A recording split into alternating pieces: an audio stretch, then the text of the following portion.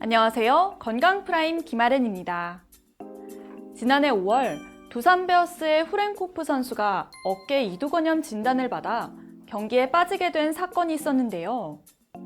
어깨 통증을 유발하는 이두건염은 운동선수 병으로도 많이 알려져 있습니다. 주로 반복적인 노동이나 운동 등을 하다가 쉽게 발병할 수 있어 평소 주의가 필요한데요. 오늘은 팔을 많이 쓰다가 발병하는 이두건염에 대해 알아보겠습니다.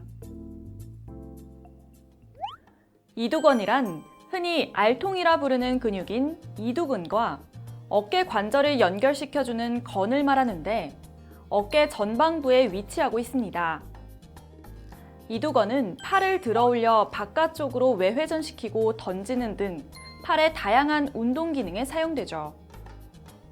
따라서 이두건염은 이두근과 어깨 관절을 연결시키는 이두건에 염증이 발생한 것을 말합니다. 이두건염의 주요 발병 원인은 반복적인 특정 행동이나 자세를 꼽을 수 있습니다.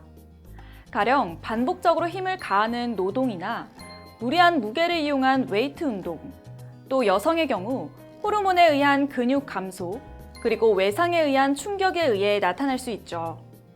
그렇다면 이두건염의 증상은 무엇인지 전문가를 통해 알아보겠습니다. 이두건염의 증상은 굉장히 다양하게 나타날 수 있습니다.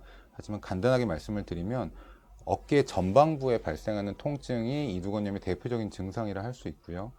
그리고 특정 자세, 그리고 무거운 걸 든다거나 할 때 어깨 전방부의 통증이 만약에 아주 날카로운 통증이나 지속되는 통증이 발생한다면 이두건염을 의심해 볼 수 있습니다.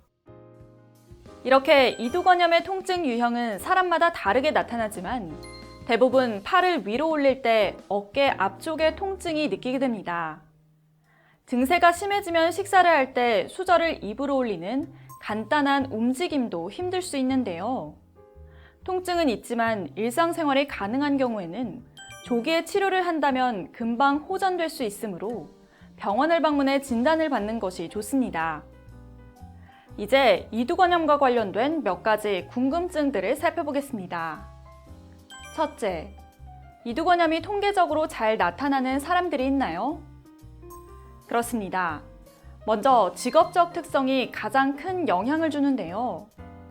평소에 무거운 것을 많이 들거나 팔을 위나 옆으로 들어 운동을 하는 직업군에서 많이 발생하죠. 또 높은 곳에서 일하는 고공배전 작업자, 그리고 큰 핸들을 돌리는 버스나 트럭 운전자, 운동선수, 과수원 종사자 등에서 발생 위험이 높아집니다. 한편 성별의 차이는 크지 않고 연령대도 젊은 층부터 노년층까지 다양하게 나타납니다. 둘째, 오십견과 이두건염의 차이는 무엇인가요? 먼저 오십견은 별다른 원인이나 외상이 없이 통증이 발생하고 움직임에 제한을 느끼게 됩니다. 문제는 오십견의 증상이 팔을 들어 올리는데 어려움을 느끼는 등 이두건염과 통증 유형이 비슷하다는 건데요. 따라서 환자가 느끼는 증상의 차이는 크게 다르지 않기 때문에 반드시 병원을 방문해 정확한 진단을 받아야 합니다. 셋째, 이두건염의 치료법은 무엇인가요?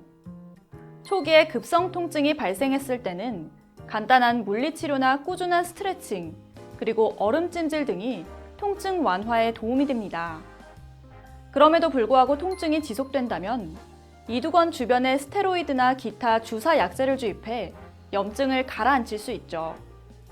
만약 파열이 심하게 진행된 경우에는 이두건을 재건하는 수술적 치료가 필요합니다. 어깨를 싸고 있는 회전근개라는 근육이 있습니다. 어깨뼈를 둘러싸고 있는 회전근개라는 힘줄 다발이 있고요. 이두건이 그 힘줄 다발을 뚫고 관절 안으로 들어가게 됩니다. 그러니까 즉 여기서 말하는 합병증은 이두건염을 계속 방치하게 되면 주변 힘줄까지 구조적인 문제가 같이 생길 수 있다는 거죠. 예를 들면 회전근개 파열이라든가 아니면 관절 와순에 문제가 생긴다든가 이런 주변 구조물의 구조적 문제를 야기할 수 있습니다. 그게 이두건염의 합병증이라고 말씀드릴 수 있겠습니다. 이두건염은 노화나 외상으로 인한 발병보다 반복적인 노동이나 운동 등과 같은 일상적인 생활을 영위하다가 주로 발병하는 질환입니다. 따라서 활동 중에는 반드시 적정한 휴식 시간을 갖고 주기적인 스트레칭이나 가벼운 운동 등을 통해 예방해 보시기 바랍니다. 지금까지 건강 프라임 김아련이었습니다.